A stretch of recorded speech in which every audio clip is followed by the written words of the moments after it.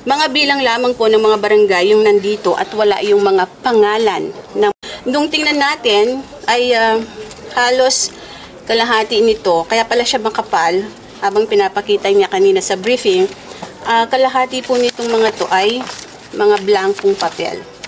Ano nga daw po ulit ang tawag sa mga, ang tawag ni Junior, sa mga nagpapakalat po ng fake news? Ano pong tawag? Ayan po, Junior. Tinawag na baliw na conspiracy theorist ang mga nagpapalaganap umano ng fake news. Di bumanda po sa kanyang cute na attack dog. At yun nga no, mga kabayan. Ano pong masasabi niyo po dito Dito po sa pahayag po ni Bongbong Marcos doon sa kanyang press briefing na kung saan po may pahapyaw po siya doon sa mga nagpapalaganap daw po ng fake news, mga kabayan. Ito po, mga kabayan. Ang sabi po ni Bongbong Marcos, tinawag po niyang baliw na conspiracy theorist ang mga nagpapalaganap umano ng fake news, mga kabayan. Tinawag niya pong baliw. Paano po kung yung nagpapalaganap po ng fake news, galing po sa Malacanang? Paano po, mga kabayan? Siyempre, yung katakdog po ni Junior, mga kabayan, sino po? Si Auntie Claire, mga kabayan. Si Auntie Claire po, mga kabayan, di ba? Ilang beses na po nagpahayag ng fake news po yan. Mula pa lang doon sa yung sinabi po niya, nag-resign daw po. Nag-resign daw po. Itong si Secretary Bersamin. Kinahapunan, mga kabayan, ano sabi ni Secretary Bersamin? Hindi po siya nag-resign. Pinag-resign po siya. Ba't sabi ni Music Ter? Pinag-resign daw. Nag-resign ng kusa. Voluntarily resign. Sabi nga po niya di fake news po. Di po ba? Mas fake news po yung sinabi ni Secretary Claire. Ito pa, mga kabayan, baka nakakalimutan niyo po kasi. Ito pa po, isang ebidensya na ito po si Auntie Claire, naglabas po ng fake news. Ito pa, mga kabayan, panoorin po natin. Inilabas na ngayon ng Malacanang ang listahan ng mga drug-cleared barangay sa Pilipinas. Pero, tama nga ba ang datos na ibinigay ng Presidential Communications Office o PCO? Report mula kay Eden Santos. At nandito po yung iba mga pangalan. Sa wakas ay nagbigay na ng listahan ng Malacanang ng mga pangalan ng mga barangay sa bansa na idiniklarang drug-cleared ng administrasyon ni Pangulong Ferdinand Marcos Jr.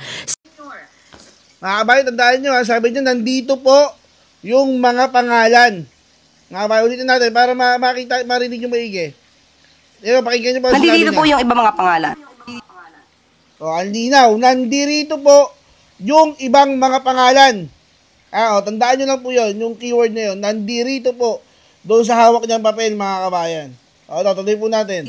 Sa wakas ay nagbigay na ng listahan ng Malacanang ng mga pangalan ng mga barangay sa bansa na idiniklarang drug-cleared ng administrasyon ni Pangulong Ferdinand Marcos Jr. Sa press briefing sa Malacanang ay sinabi ni Presidential Communications Office Undersecretary Claire Castro na ngayon lang ibinigay ng Philippine Drug Enforcement Agency o PDEA ang nasabing listahan. So ibibigay ko na lamang sa inyong opisyal itong mga kopya. Nandito po yung sasabi yung mga barangay na nasasabi nating drug cleared, drug free.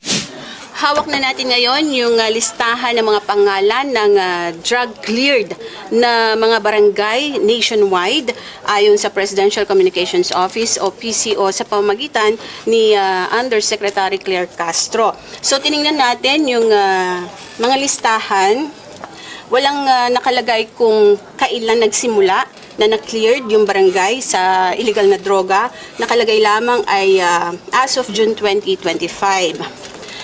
Mga bilang lamang po ng mga barangay yung nandito at wala yung mga pangalan ng mga kabayan, bilang lang, pero wala po yung mga pangalan Hindi po nakalagay dyan kung ano yung mga barangay. Oh. Kabaliktaran po nung sinabi ni Secretary Claire Castro. Diba mga kabayan? Ano ba ang kasinungalingan ni Auntie Claire? Ito mga kabayan, tuloy po natin. Mga barangay na ating ang naitanong dun sa previous briefing. Nung tingnan natin ay halos kalahati nito, kaya pala siya makapal habang pinapakita niya kanina sa briefing. Kalahati po nitong mga to ay mga blankong papel. Sa July O, di ba mga bayan? Ang sabi po niya, nandun daw po yung mga pangalan, listahan ng mga barangay. Tapos binigyan, ano po, blankong papel. Oh, fake news na naman po mga bayan. Di po ba? Fake news na naman po. O sige, at Ma'am Eden, tapusin mo na yung balita, Ma'am Eden. Patapusin natin, mga bayan. July 3, 2025 press briefing ay ipinagmalaki ni Castro na nasa 4,027 barangays na ang cleared sa illegal na droga. Mula July 1, 2022 hanggang May 31, 2025, umabot na sa 4,027 barangays ang naideklarang cleared sa illegal drugs. Ito ay sa ilalim ng Barangay Drug Clearing Program. Pero taliwas ito sa bilang ng mga barangay na nakalagay sa ibinigay na kopya ni Castro mula sa PIDEA. Sa datos ng PIDEA as of June 2025, nasa 25,061 barangays ang drug cleared sa buong bansa. Bukod pa ito sa mga barangay na idiniklarang drug-free ng PIDEA. Napakarami po at hindi ko po ito mababasa sa inyo. Mauubos po ang araw natin kung mabasahin ko sa inyo bawat isa. Ang tanong, saan kinuha ng PCO ang listahan ng 4,027 barangays na drug cleared? Eden Santos para sa Mata ng Agila. Matatag, matapang, matapat. Inilabas na Di ba mga bayan? Nakita niyo po? Nakita niyo po, ang linaw-linaw. O, ang tanong, saan daw po nakuha ni Yusik Claire? Yung kanyang numero 4,000. Ha? O, di po ba? Ngayon, ano po? O, napatunayan na po natin na nagpalaganap po ng fake news. Si Yusik Claire. Ano nga daw po ulit? Ang tawag ni Junior. Sa mga nagpapakalat po ng fake news. Ano pong tawag? Ayan po. Junior. Tinawag na baliw na conspiracy theorist ang mga nagpapalaganap umano ng fake news. Di bumanda po sa kanyang cute na attack dog. Ito pong sinabi ni Marcos Jr. na baliw daw po. O, basahin natin po ito ng buo, mga kabayan. Diretsahang tinira ni Pangulong Ferdinand Bongbong Marcos Jr.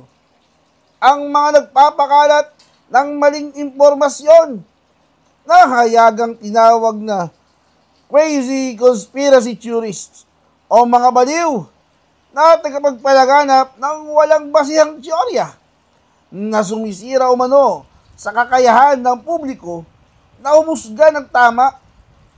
Ayon sa Pangulo, binibigyan na ngayon ng kapantay na kredibilidad ang mga opinyon at sulatin na walang katotohanan, bagay na ani ay mapanganib sa demokrasya at sa integridad ng media. Binigyan din ng Pangulo na noong una ay pinagtatawanan lamang ang fake news. Ngunit ngayon ay seryoso na ang pinsalang dulot nito sa lipunan. Babala ni Marcos Jr., masyado ng malaking espasyo ang kinakain ng fake news sa pampublikong usapan. Dahilan upang malihis ang atensyon ng mamamayan mula sa katotohanan. Dahil dito, humingi ng tulong ang Pangulo sa lahat ng media upang tulungan ng publiko na maging mas mapanuri sa impormasyong kanilang binabasa at pinaniniwalaan. So, mga kabayan, yan po. Umaangal na po si Junior. Doon daw po sa mga nagpapalaganap ng fake news. Sir, tingnan mo muna yung sarili mong bakuran, sir. Tignan mo po yung sarili mong bakuran. Kasi baka mamaya, mamulat-mulat kayo, fake news, galing po dyan sa palasyo. Eh, isa na nga po dyan, yung pagpapalaganap ni Auntie Claire ng fake news, mga kabayan, di po ba? O hanggang dyan na lang po muna, mga kabayan. Magkita-kita pa po tayo, sa ating next video. Paalam!